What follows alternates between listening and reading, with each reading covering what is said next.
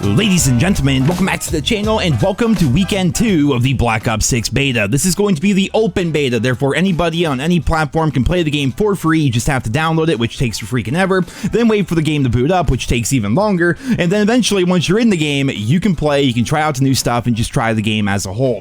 When it comes to weekend 2, they actually added a good amount of content to the game, which hopefully is going to make things feel a bit more varied as compared to weekend 1, where basically it was just playing the same 2 maps against the same 1 gun. It wasn't really that good. For example, here we have the map Babylon, which is a 6v6 multiplayer map, but honestly it kind of feels like a shipment style map. Like, it's not very big whatsoever, it's very fast paced. What you'll be watching throughout this video are going to be basically just snippets of my first 2 games on today, because I didn't want to sit there for 3 hours trying to get good matches and skill-based matchmaking just to make a quick update video, right? So these are just my first 2 matches, first time playing on Babylon, and then another game of TDM, I believe, on Skyline, trying out the new weapon balance changes and things of that nature. So like I said, we got 2 new maps added to the beta this weekend. They also went ahead and increase the level cap up to 30, which is going to be giving us a lot more content to play around with in this game, most notably a couple of new weapons as well as new perks. So at level 21, we're going to be getting the blast trap lethal equipment, which is kind of like a mine, along with the scavenger perk. From there we get the interceptor's score streak as well as the fast hands perk.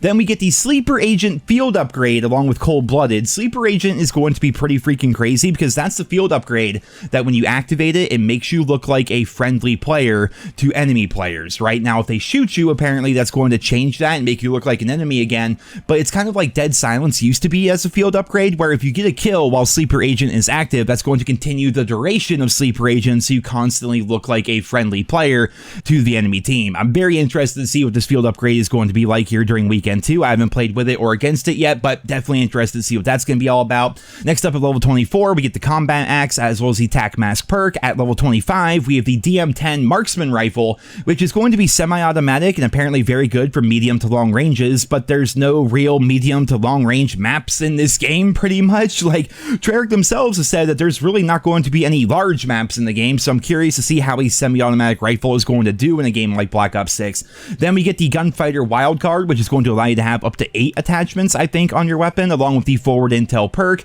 Then we have the Gearhead perk, we have the Decoy Tactical Equipment, the Ninja perk, along with the Chopper Gunner and the brand new Tanto 22 submachine gun. Now, you may be wondering about weapon balance and how all that has been affected going from weekend 1 to weekend 2, and it looks like they actually did some weapon balancing, mostly to the submachine guns. That was the thing, right? I talked about so much during weekend 1 that the Jackal was so ridiculously good that there was really no way to properly assess the weapon balance of the other guns in the game. So from the entire weekend 1 that we had, which was like 4 or 5 days, going into weekend 2 here, they only made 2 changes, essentially. They nerfed the Jackal by reducing its overall range, as well as giving it a bit more view kick, and their justification for this is the Jackal PW's intended strength is best-in-class handling and decent mobility, balanced by a slower rate of fire compared to many other automatic weapons in the game. It was overperforming at medium ranges, so we've increased the damage fall-off and pulled the ranges closer, along with a slight increase to recoil. Maximum damage and the CHF barrel headshot multiplier have been adjusted to maintain the same hit-to-kill numbers while using the attachment. So essentially, the Jackal was just too good. They admitted it during weekend 1, and looking at the overall time to kill, of course, the stats guys are going to tell you that the time to kill is pretty average compared to other submachine guns from previous games, but with how the maps are designed in this game, most of your gunfights are close to medium ranges, and so when you have a submachine gun that was outperforming assault rifles at those medium ranges, you see there's a problem there. It kind of reminds me of the opposite effect that we had back during Call of Duty World War II, where you had the BAR assault rifle, which was an assault rifle that had a faster time to kill up close than any submachine gun. Obviously, that makes the BAR OP, and it took Sledgehammer forever as they were dragging their feet to eventually nerf the BAR in that game. Well, the same thing was kind of happening, but the opposite here within Black Ops 6, where we had a submachine gun that was a submachine gun, therefore outgunned rifles up close, but was also outgunning rifles at medium ranges, and apparently that is not going to be the case here within weekend 2. We're going to have to see how it actually plays out. The other weapon balance update is just the C9. It got an increase to its damage range, essentially. So there you go. They nerfed down the Jackal, they buffed up the C9 a little bit, and then of course we have the brand new submachine gun to run around with, which should be pretty interesting. Now, they also disabled a burst fire queuing system with the SWAT, basically trying to make it so the SWAT is more consistent in terms of its burst fire. That's whatever. The SWAT was a gun that you really didn't see at all during weekend 1, so maybe we're going to see more of it within weekend 2. Aside from that, they wanted to adjust the movement speed across the board pretty much within the game, because a lot of the time it felt like submachine guns were just so fast and zipping around the map as compared to, you know, assault rifles, light machine guns, even shotguns, which just felt way slower compared to the submachine submachine guns. So without boring you too much with all the math and all the details, essentially what they did is across the board, excluding submachine guns, they went through and they increased the overall movement speed as well as the ADS movement speed for, you know, assault rifles, shotguns, light machine guns, marksman rifles, pistols. They made it so the melee actually is now faster than the other weapons. If you remember, during weekend 1, if you pulled out your knife, it really didn't feel like you were running any faster than you would with a submachine gun or even a pistol. Well, now that apparently is going to be different, and just overall, submachine guns weren't really changed whatsoever. They got a slight increase to their crouch movement speed, which is whatever, but every other weapon category in the game is now going to be moving a little bit faster, and they're also increasing across the board weapon swap speeds, which is something that I thought was a little bit odd during weekend 1. If you want to pull out your pistol, or if you're using overkill and want to pull out your secondary, it just felt so slow that most of the time you just died mid-transition. Well, they increased the weapon swap speed for the assault rifles, submachine guns, shotguns, LMGs, marksman rifles, pistols, and launchers by 50 milliseconds, and then the sniper drop times were reduced by 100 milliseconds, which is going to hopefully make things feel a little bit faster and a little bit better.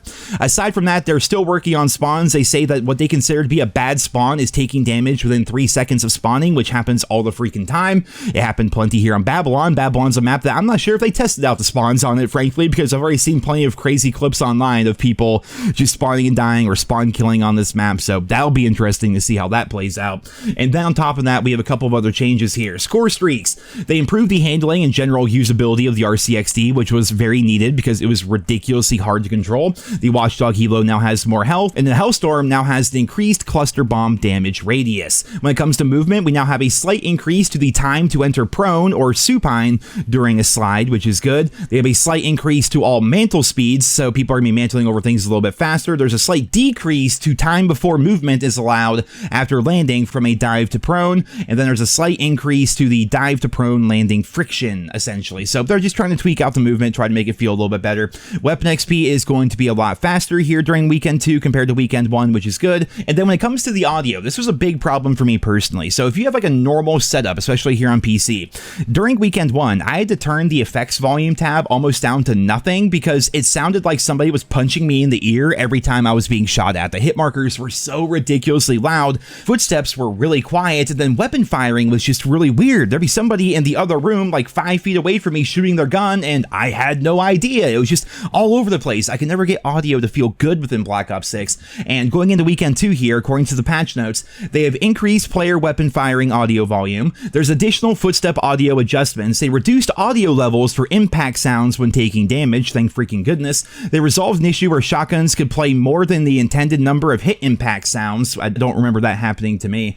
Resolved an issue where explosive sounds would not play during normal gameplay. Resolved an issue where some sounds were not playing during the best play, and then re-enabled a previously disabled audio occlusion system on PlayStation 5. So there you guys have it. They did add a number of things to Black Ops 6 going from weekend 1 here into weekend 2, not only in terms of adding content with perks and equipment and weapons and things like that, but also adjusting to the weapons, to the most popular weapons from weekend 1, as well as working on stability, working on audio, and just working on the overall movement and fluidity of the game to try to make it feel as crisp as possible. These all sound like pretty positive changes on paper, but as we all know, things on paper don't necessarily translate well into the actual game. So like I said, I've only played a couple of games so far, but I wanted to get this video out for you guys here today, letting you guys know about all the changes going into weekend 2, and to also let you know that the open beta is now live. So if you didn't pre-order, if you don't have Game Pass or whatever, you can download the Black Ops 6 beta, jump in, try the game for yourself, and see just how sweaty it is with all that skill-based matchmaking. But for right now, that's it for this video here today. I hope you guys all enjoyed it. Leave your thoughts and feedback on the changes that Treyarch made down there in the comments, and what I'm going to go ahead and do is I'm going to get this video up, and I'm going to start live streaming and start working on more videos, and we're going to be covering everything in this beta, so stay tuned and be sure to subscribe if you guys are new around here. But for right now, that's it for this video here today. I hope you enjoyed it, and I hope you guys all have a wonderful day.